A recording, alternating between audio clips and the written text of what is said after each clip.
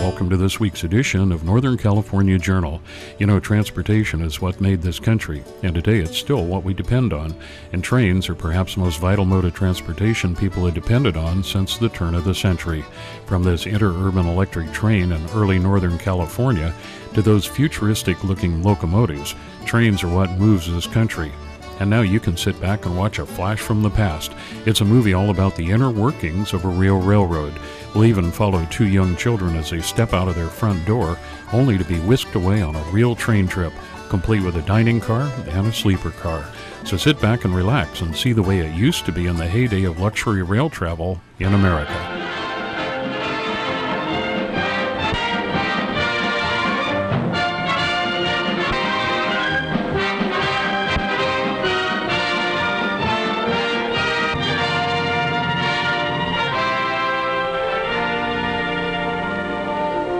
This is our great country,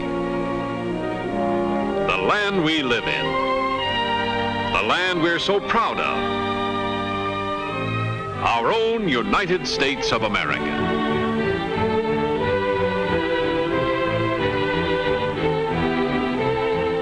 It's a big country, this land of ours,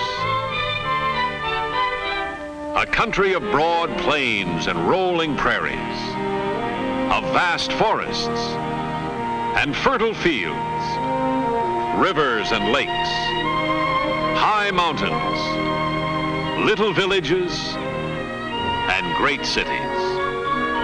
No wonder we're so proud of America. There's so much to be proud of.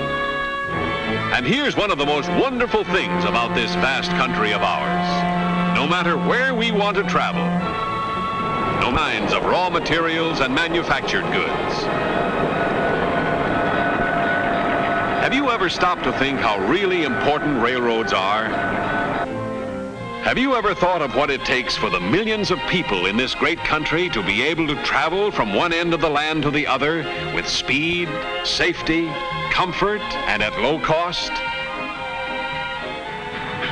Have you ever marveled at the iron ore and coal and hundreds of other raw materials that move continuously to the nation's widespread factories? And how thousands of different finished products are delivered from where they are made to where they are needed in all parts of the country? Have you ever wondered how the foods we eat are always being delivered from the farms to our markets, and how they arrive fresh as the day they were picked? Well, the answers to those questions make up one of the most fascinating and important stories in the history of our country, the story of the American railroads. In order to tell you that story, we're going to visit the railroad yards. We're going into the railroad stations and out along the tracks. In that way, you will get a better idea of what the nation's railroad system is like, and the big, important job trains are always doing. Then, the next time you are on a train, or the next time you see a train speeding off into the distance, you'll understand how much we all depend on railroads. How much keep this land of ours the most wonderful and prosperous nation in the world. When our country was young and much smaller than it is today, traveling was slow, uncomfortable, and dangerous, and so people didn't travel very much. Then, just a little more than 100 years ago, came the one thing the young country needed to grow into an important nation: adequate transportation. That transportation came in the form of railroads. Those early trains were funny little affairs when compared with the big trains we see rolling today. But they had a lot to do with opening up and developing vast new territories, which later became states. You could say that America and her railroads grew up together. As the railroads pushed ahead, settlers followed. Farms were cleared and crops planted. Mines were opened, and the railroads began moving the ore and the coal to mills and factories. Villages which sprang up around the railroad stations grew and prospered into big, important cities. Throughout the length and breadth of the land, trains come and go, day and night, in all kinds of weather, carrying millions of people and millions of tons of freight. Because we don't always see the trains which serve us, maybe everyone doesn't realize how essential railroads are to our everyday living. Everyone likes to travel. Suppose we see what happens when we take a train trip. We'll go along with these two friends of ours, Carol and Jimmy. That is, if Jimmy can ever get Carol's suitcase shut. In real life, their parents would probably go along with them. But for this picture, suppose we let Carol and Jimmy travel by themselves, okay?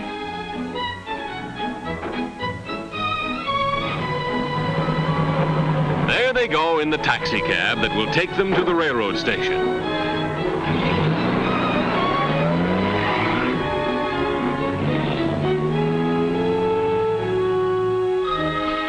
Almost every town has a railroad station.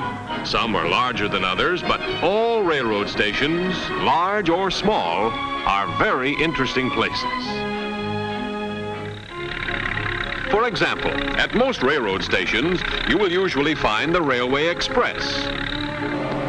You will see people checking and sorting packages to make certain that they will be put aboard trains which will take them to their destinations without delay. And remember, they will handle almost anything, including your dog.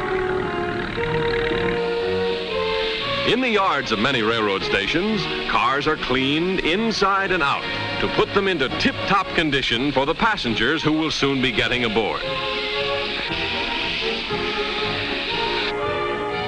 In another part of the yards, dining cars are stocked with fresh vegetables, meats, milk, and all the other foods that will be needed for the meals that will be served when the train is on its way.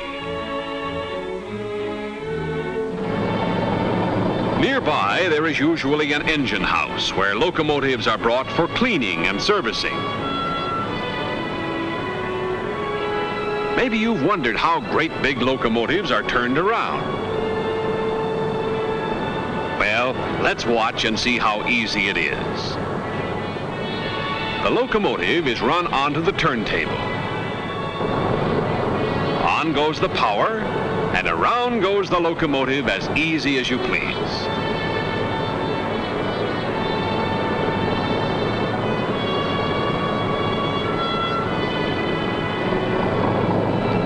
Say, we'd better not forget Carol and Jimmy. Here they are, arriving in plenty of time to check their baggage and buy their tickets before their train is scheduled to leave. Pay the taxi driver, Jimmy, and get a check from the red cap for each one of your handbags.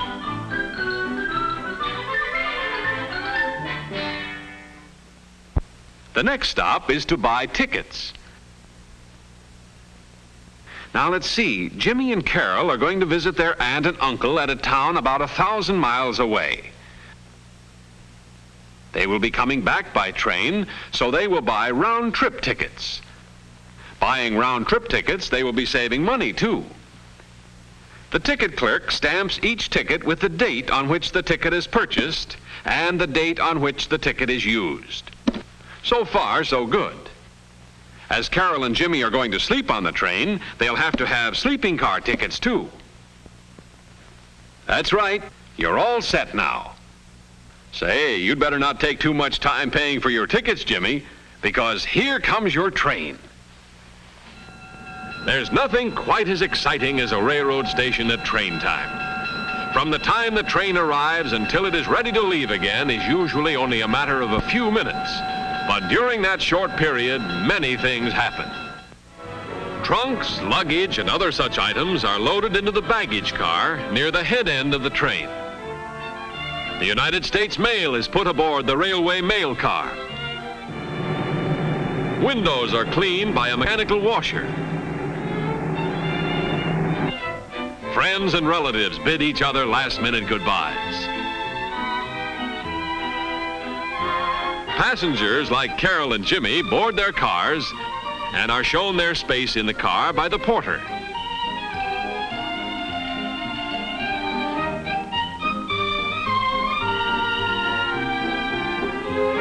It's just about time now for the train to pull out. All aboard! The train conductor signals to the locomotive engineer. In a matter of seconds, the wheels start turning. Smoothly, almost without effort, the train gathers momentum.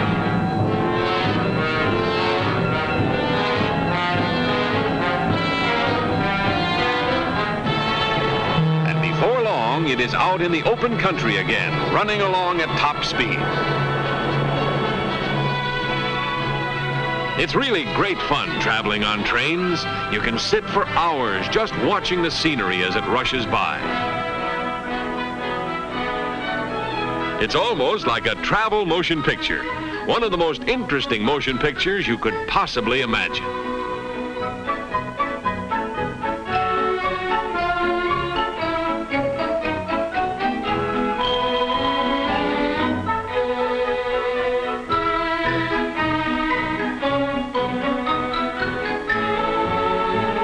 Here's the conductor. Tickets, please.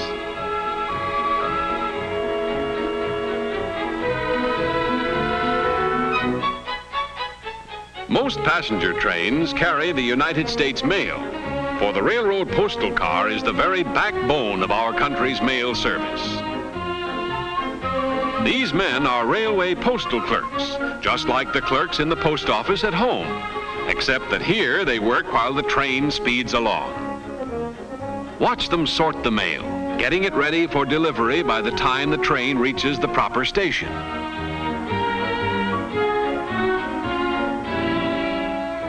One of the most popular cars on almost any passenger train is the dining car, a real restaurant on wheels. Table for two? Right this way, please.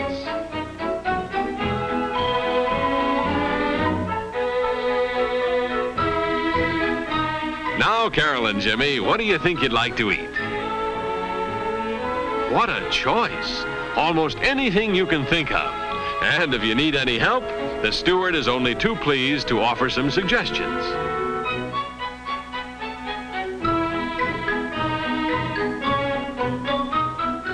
Here's an interesting part of the train most people never get a chance to see: the dining car kitchen. No space is wasted, and everything is spick and span. That food really looks good enough to eat, doesn't it? Looks as though Carol and Jimmy topped off their meal with ice cream.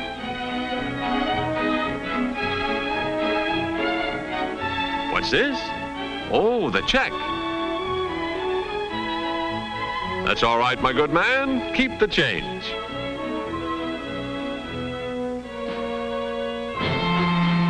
Modern trains provide low-cost, dependable, comfortable, and safe transportation.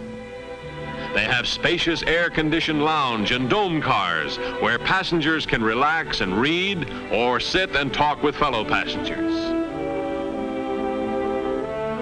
There are many types of accommodations on modern trains.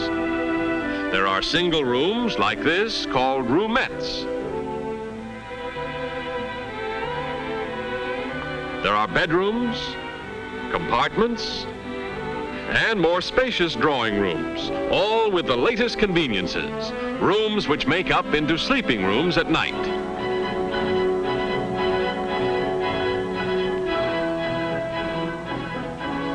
That's right, Carol. Always use the ladder to get into an upper.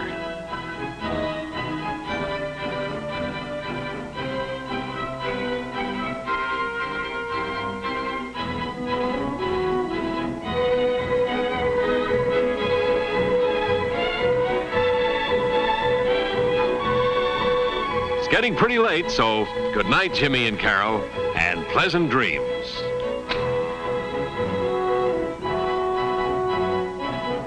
Always remember that you're traveling the safest and soundest way there is to travel when you travel by train.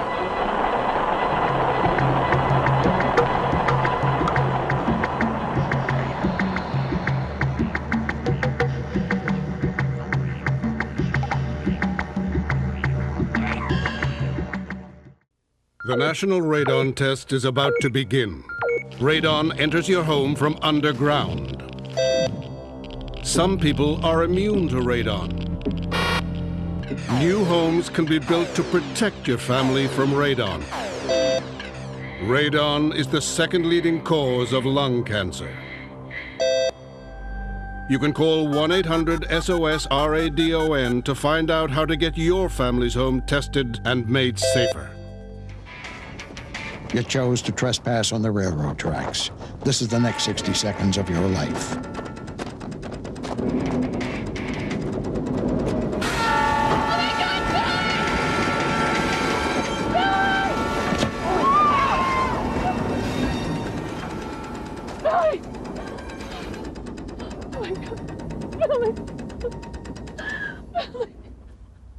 A message from Operation Lifesaver.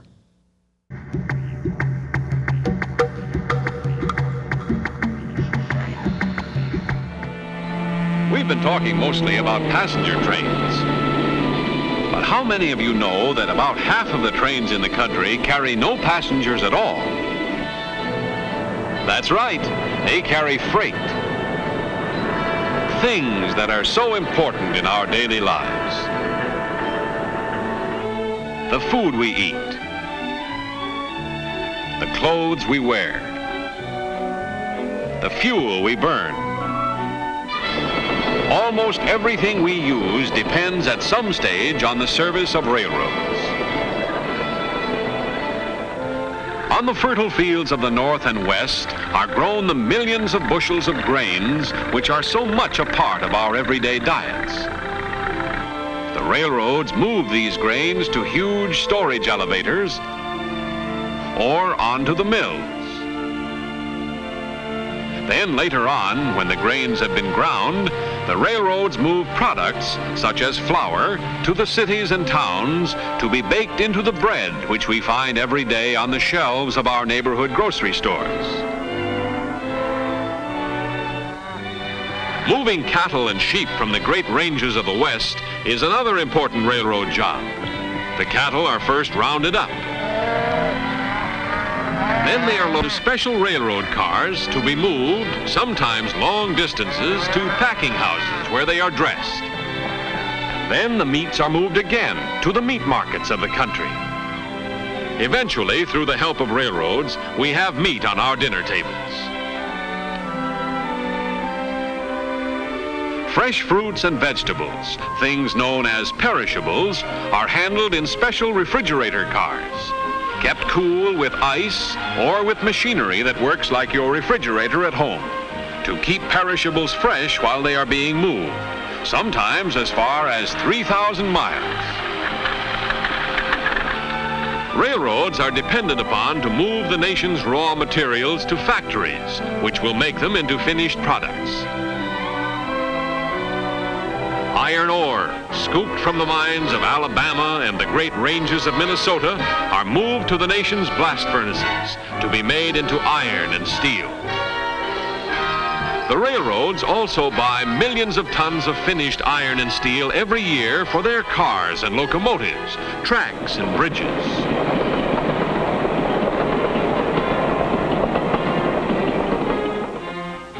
Coal is one of the most important things carried by the railroads. Millions of tons are moved every year to keep power plants and factories working.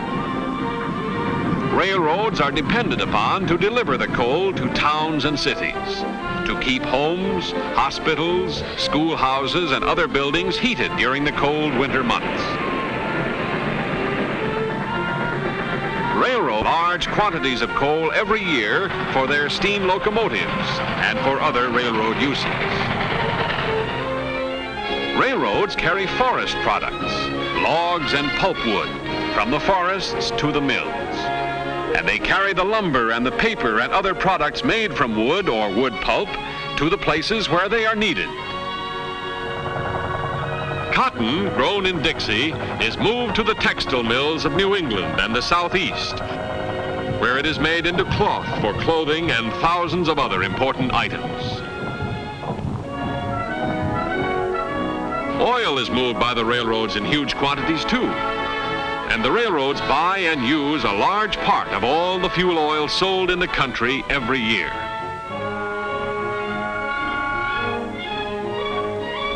Railroad tracks go right down to the docks of the nation's seaports, so that freight cars deliver the products of farms, forests, mines, and mills to the ships that will sail with them to the far corners of the world. And so that things from other countries can be loaded directly into railroad cars for delivery all over America. When you stop to think about it, you realize what a great big job the railroads are always doing, and why they are the nation's most important form of transportation. Always on the move, day and night, delivering all the many things that America needs to keep warm, well-fed, and properly clothed. And here is something that many of you may not have realized before about the railroads of America. And that is that they pay enough in school taxes alone to provide an education for hundreds of thousands of school children every year.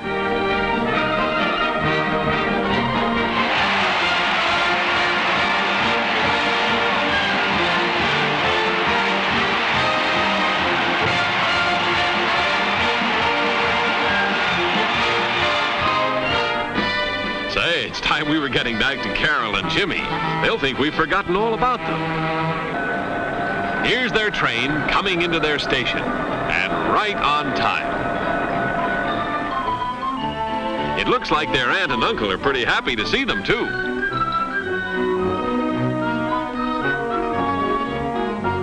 Well, the train is ready to start moving again. There she goes, pulling out of the station, gathering speed, carrying other passengers, mail, express, and baggage to other stations. We certainly hope you've had a nice time coming along on this trip with us, and that you've learned something about railroads that perhaps you didn't know before. We hope each and every one of you will be able to take a trip on a train very soon. Perhaps you'll want to visit a big city.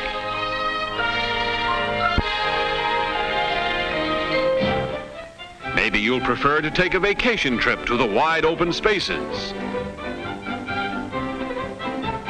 Or maybe some of you will prefer the seashore. But no matter where you might want to go, remember there are always trains to take you.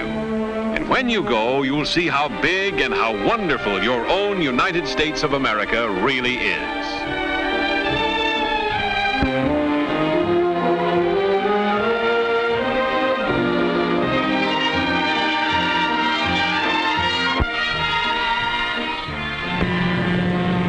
Railroads are an important part of America. They play an important part in our daily lives, carrying millions of tons of freight and millions of people every day of the year. That's one of the wonderful things about this country of ours. Here, people can go where they want to go, when they want to go.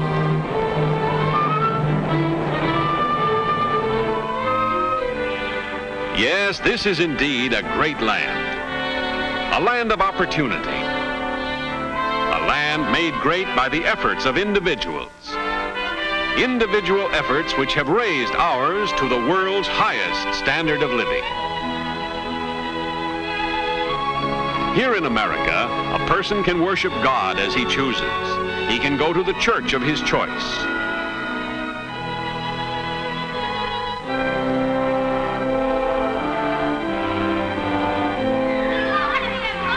This is a land where a person can go to school and be educated to the extent of his ability and desire. From kindergarten to universities as fine as are to be found anywhere in the world.